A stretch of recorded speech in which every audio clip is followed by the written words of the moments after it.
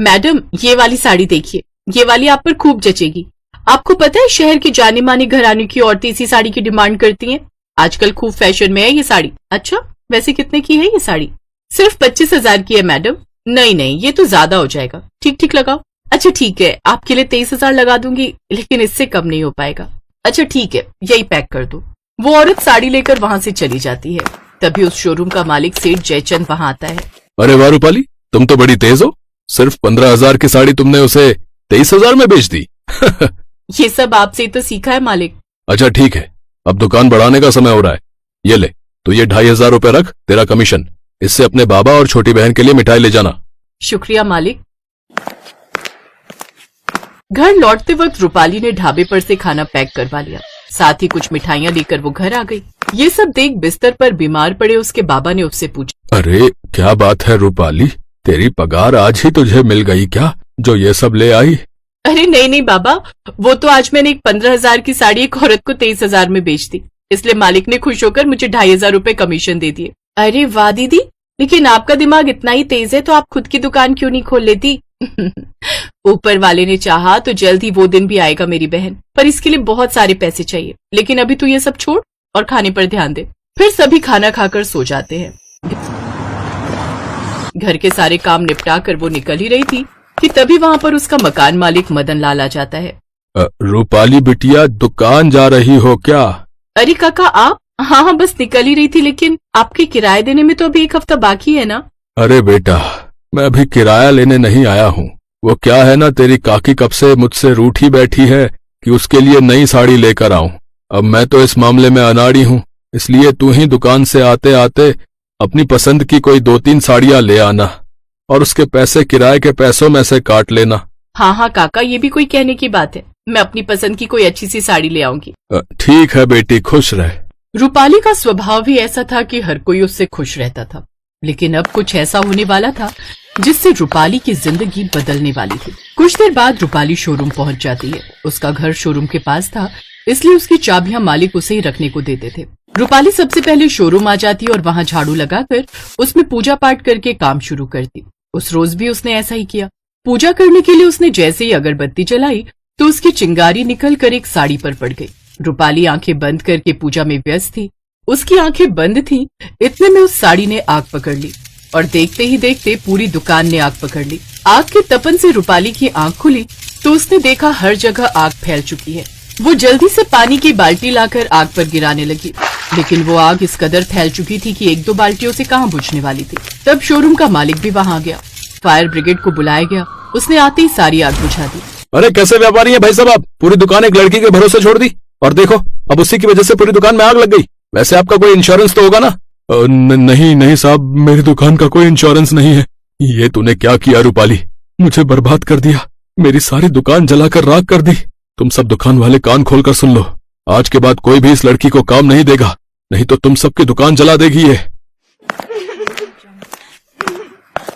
रूपाली रोते हुए घर आ गई और सबको सारी बात बताई। ये क्या हो गया बेटिया, अब हम क्या खाएंगे? हाँ दीदी, अब आप क्या नौकरी करोगे पता नहीं, लेकिन आप दोनों चिंता मत करो, मैं जल्दी कोई न कोई नौकरी ढूंढ ही लूंगी।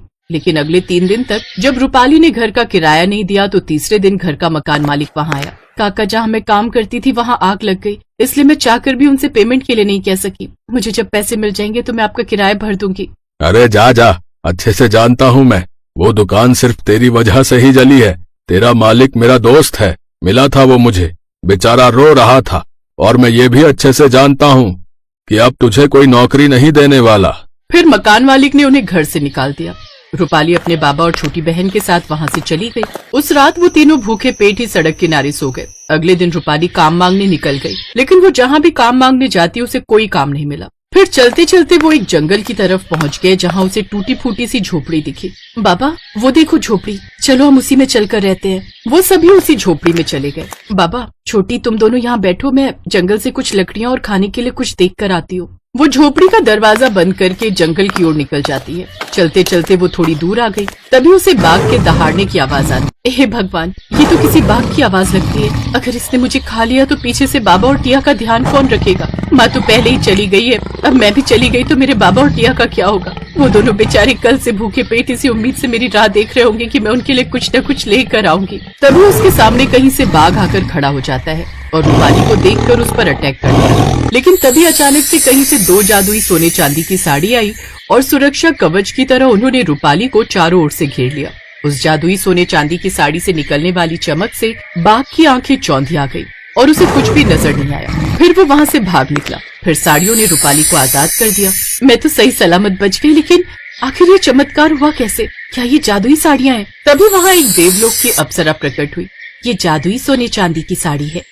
वाह, आप तो ऐश्वर्या राय से भी ज्यादा खूबसूरत है।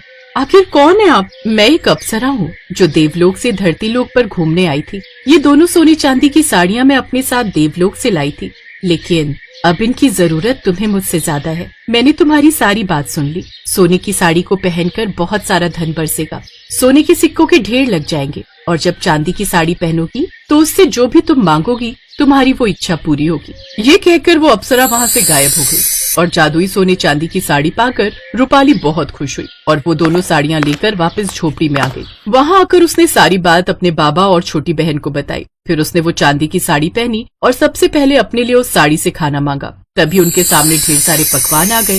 फिर उसने जंगल के बाहर एक बड़ा सा घर मांगा। तभी जंगल के बाहर एक बड़ा सा घर बन गया। जब वो बाहर आई तो उसे एक बड़ा सा घर दिखाई दिया।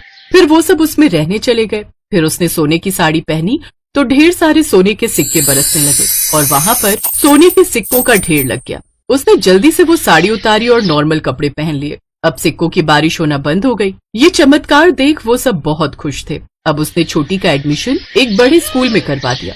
साथ ही अपने बाबा का इलाज भी बड़े अस्पताल में करवाया। कुछ ही समय में वो पूरी तरह ठीक हो गए। अब वो सब एक साथ खुशी खुशी रहने लगे।